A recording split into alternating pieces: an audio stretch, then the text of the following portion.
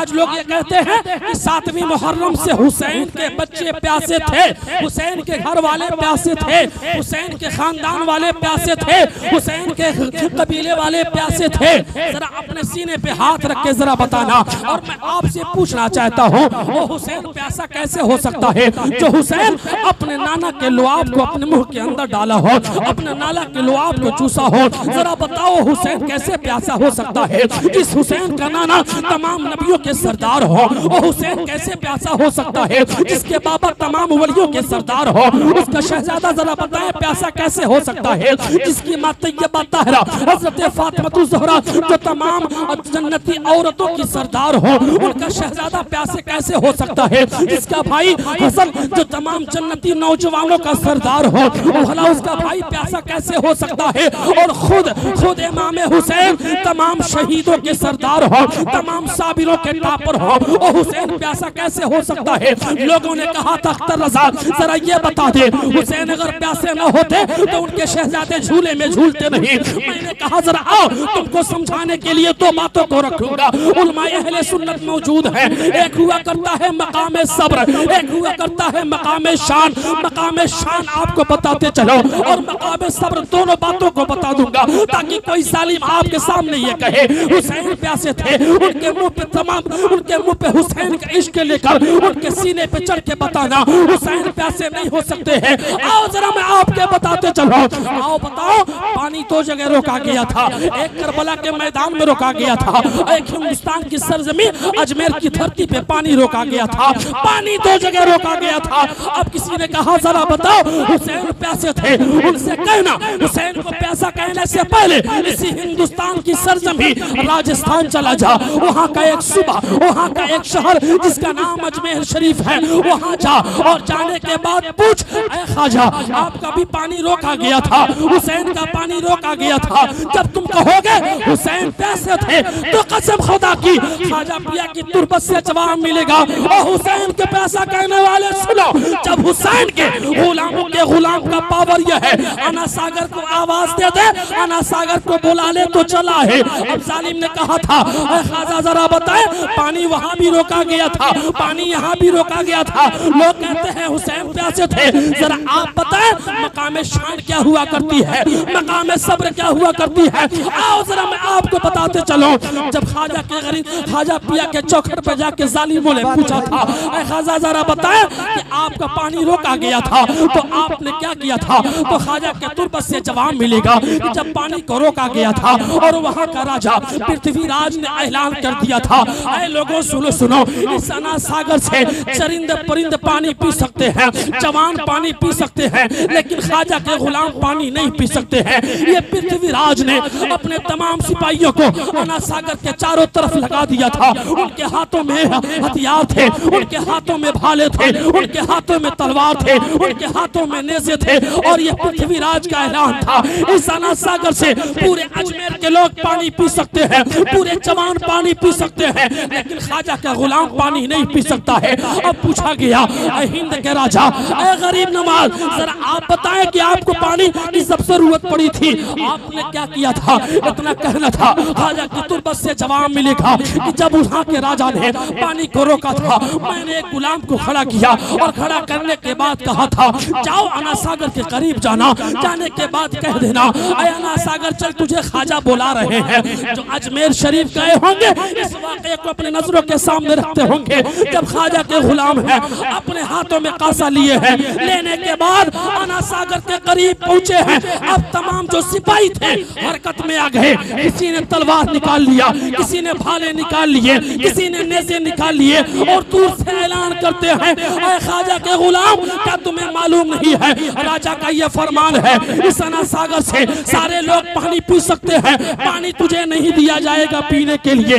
इतना कहना था। ख्वाजा के गुलाम ने कहा था और नादानो सुनो, मैं पानी लेने के लिए नहीं बल्कि पानी बुलाने के लिए आया हूँ। इतना कहना था। पृथ्वीराज के तमाम सिपाही मौजूद हैं। कसम खुदा की उस ख्वाजा के गुलाम ने इतना कहा था आए अना सागर चल, तुझे ख्वाजा बुला रहे हैं, इतना कहना था। अना सागर है, अना सागर पूरे कासे के अंदर समा जाता है और ख्वाजा का गुलाम है, उस कासे को लेकर कसम खुदा की गरीब नवाज के कदमों पर ला के रख देता है। तब जाके उस गरीब नवाज की तुरबत से जवाब मिलता है। और लोगों, हुसैन को प्यासा कहने से पहले मकाम शान देख लेना कि जब हुसैन के गुलामों के गुलाम का पावर इतना है, अना सागर को बोला ले, अना सागर चला आए। वो तो हुसैन थे जो नाना के कांधों पे खेला करते थे, नाना के गोद में परवरिश पा रहे थे, नाना के लुआब को चूसे थे, नाना के उंगलियों को पकड़ के मदीने की सरजमी पे चला करते थे। मेरा ये दावा है जब ख्वाजा के गुलाम का पावर इतना है, अना सागर को आवाज दे दे, अना सागर को बोला ले, अना सागर चला आए। अरे वो तो हुसैन थे। हम सुन्नियों का अकीदा है कि अगर हुसैन नहरे फुरात की तरफ उंगली का इशारा कर देते तो नहरे फुरात आकर हुसैन के कदमों को चूम लेता। क्या बात है भाई, नारे तकबीर, नारे रिसालत, जिक्रे शुहदाए करबला, नारे तकबीर, नारे रिसालत। क्या बात।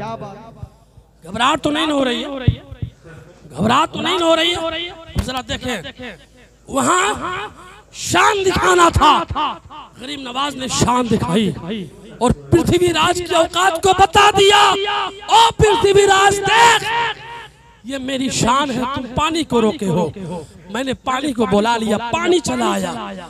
और जो लोग हुसैन को प्यासा कहते हैं उनके मुंह पे कालक पोत के बताना कि महर से, माह से, अख्तर से निकलता पानी, तीर से, तैग से, खंजर से निकलता पानी, और इम्तिहान सब्र का देना था उन्हें साहिल पर, वरना अब्बास के ठोकर से निकलता पानी, वरना अब्बास के ठोकर से निकलता पानी। और यही नहीं, हुसैन की ताकत को देखना चाहते हैं। हुसैन कितना पलवान थे, हुसैन कितना बहादुर थे, हुसैन कितने ताकतवर थे। आओ जरा सुने, गुरूरे फौजे सितमगर को तोड़ सकते हैं, नहरे फुरात निगाहों से मोड़ सकते हैं, और उन्हें प्यासा कह के तशनाए नबी का नाम ना दो। हुसैन चमकते सूरज से भी पानी निचोड़, हुसैन चमकते सूरज से भी पानी निचोड़ सकते हैं। सवाल करने वाले ने सवाल किया था, हुसैन आपका शहजादा अगर प्यासा नहीं था, आपका लाडला प्यासा नहीं था, आपका शहजादा झूले में झूल रहा है, उसके रोने की आवाज आ रही है, हुसैन अगर आपका शहजादा प्यासा नहीं था तो आखिर रो क्यों रहा था? किसी ने जालिम ने कहा था, मैंने पूछा जरा ये बता, आज हुसैन के बच्चे को तुम प्यासा कहते हो, जरा ये तो बता दे, तुम्हारे वहाँ भी 6 माह के बेटे होंगे, 6 माह के बच्चे होंगे, जरा ये तो बता दे कि जब तेरे बच्चे को प्यास लगती होगी तो क्या अपने बाप को आवाज दे के बुलाता होगा, अब्बू जान जरा मुझे पानी पिला दे, या अपनी माँ को आवाज दे के बुलाता होगा, अम्मी जान जरा मुझे पानी पिला दो? उसने कहा नाना, जब बच्चे को प्यास लगती है रोना शुरू कर देता है, बच्चे को भूख लगती है रोना शुरू कर देता है, माँ का गोद चाहिए रोना शुरू कर देता है, भाई का गोद चाहिए रोना शुरू कर देता है, माँ का आंचल चाहिए रोना शुरू कर देता है, उसको बाहर जाना है रोना शुरू कर देता है। उस घर में सबसे बड़ा बादशाह अगर कोई हुआ करता है तो 6 माह का बेटा हुआ करता है, जब चाहेगा रोएगा, जब चाहेगा रो के माँ को बुलाएगा। मैंने कहा तेरा बच्चा अगर प्यास लगे या तेरे बच्चे को बाप का गोद चाहिए तो रोना शुरू कर दे। उसने कहा था जरा ये बताए, हुसैन का शहजादा रो रहा था, आखिर रोने की वजह क्या है? इल्म तसव्वुर में पूछा गया, हुसैन कुछ लोग सवाल कर रहे हैं आपका शहजादा झूले में रो रहा है, आखिर कुछ लोग उसको प्यासा कहते हैं। हुसैन ने बताया था, ऐ लोगों सुनो, मेरा बच्चा प्यास की शिद्दत की वजह से नहीं रो रहा था। हुसैन से पूछा गया आपका शहजादा रो क्यों रहा था, तो हुसैन ने जवाब दिया था, ऐ लोगों सुनो, जब 70 लोग शहादत का जाम पी चुके थे, अब कोई जाने वाला नहीं था, इमाम ज़ैनुल आबिदीन है, बुखार है, तबीयत खराब है, खड़े नहीं हो पा रहे हैं, अब सिर्फ हुसैन ही जाने वाले हैं। अपने खेमे के अंदर आते हैं, आने के बाद अपनी बहन ज़ैनब को आवाज देते हैं, ऐ बहन ज़ैनब जरा नाना का हामा दे दो, बाबा का हैदरी जुल्फ़िकार दे दो। अब कोई यजीदियों के मुकाबले करने के लिए कोई तैयार, कोई मौजूद नहीं है, अब हुसैन को जाना पड़ेगा। पड़ेगा। इतना कहना था। चूल्हे में हजरत अली असगर है, बाप की आवाज को सुनते हैं, रोना शुरू कर देते हैं।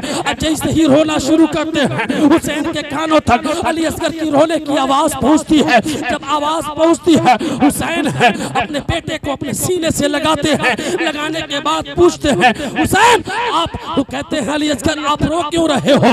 इतना कहना था। अली असगर कहते हैं, बाबा जान आप कहां जा रहे हैं? इतना कहना था। हुसैन कहते हैं, ऐ मेरे शहजादे अब कोई बचा नहीं है, यजीदियों के मुकाबला करने के लिए अब हुसैन को जाना पड़ेगा। इतना कहना था। अली असगर है कहते हैं, बाबा जान अभी आप रुक जाएं, अभी आप ठहर जाएं, अभी आपका 6 माह का अली असगर बेटा है। इतना कहना था। हुसैन कहते हैं, बेटा आप अभी छोटे हैं, आपकी उंगलियां छोटी हैं, आपके पांव छोटे हैं, आप तलवार कैसे पकड़ोगे? आप करबला के मैदान में कैसे जाओगे? इतना कहना था। अली असगर ने कहा है, ए बाबा जान उस वक्त का मंजर भी आप याद रखें जब आप छोटे थे, आप अपने नाना के कांधों पे बैठ के जाया करते थे। आज आपका लाडला बेटा अपने नाना के कांधों पे सवार होके नहीं बल्कि अपने बाबा के कांधों पे सवार होके जाएगा। दुनिया वालों ने देखा है कि जब हुसैन अपने बेटे अली असगर को करबला के मैदान में लेकर पहुंचे हैं और यजीदी ने एक तीर चलाकर जब अली असगर को शहीद किया है और अली असगर जब खामोश हुए हैं तो हुसैन ने दुनिया वालों को बता दिया, ऐ दुनिया वालों देख लो, ये मेरा बेटा ये पानी की प्यास की वजह से नहीं बल्कि शहादत का जाम पीने के लिए रो रहा, शहादत का जाम पीने के लिए रो रहा। उसी में किसी ने सवाल किया था, हुसैन तमाम मुअर्रिखीन है पूछा गया, किताबों का मुताला किया गया कि कभी भी अली असगर को करबला के मैदान में लिटाया नहीं गया था। तमाम आपके वहाँ पढ़े लिखे लोग हैं, मुफ्ती मुनव्वर साहब हैं, हाफिज कारी फिदा हुसैन साहब हैं और आपके खतीब इमाम साहब है, दीगर लोग आपके वहाँ पढ़े लिखे लोग हैं। आप इनसे पूछें पूरे करबला का वाकया, पूरे करबला का मंजर आप उठा के देख लें कि कभी भी अली असगर को करबला के मैदान में जमीन पे नहीं रखा गया या करबला के मैदान में नहीं लिटाया गया। आज हमारा बेटा हो या आपका बेटा हो, अगर उसको हम कुछ देर तक गोद में लेते हैं, हाथ में दर्द होना शुरू होता है, हम उसको जमीन पे रखते हैं या जमीन पे बिठाते हैं या फर्श पे लेटाते हैं। लेकिन आए जरा देखा जाए, हुसैन ने कभी अपने शहजादे को करबला के मैदान में लिटाया नहीं है, करबला के मैदान में बिठाया नहीं है। लोगों ने सवाल किया था, हुसैन आप चाहते तो अपने बेटे को करबला के मैदान में लिटा सकते थे, आप चाहते तो करबला के मैदान में बिठा सकते थे, लेकिन हुसैन कभी नजर पड़ी है, किताबों का मुताला किया गया, पता क्या चला, कभी आप अपने शहजादे को अपने गोद में लेके खिला रहे हैं, कभी उनकी माँ है अपने गोद में लेके टहला रही है, कभी बहन सकीना है अपने गोद में लेके टहला रही है। नारे तकबीर, नारे रिसालत, जिक्रे शुहदाए करबला, शायर सलाम गुलाम नूर मुजस्सम साहब किबला, नारे तकबीर, नारे रिसालत, माशाअल्लाह।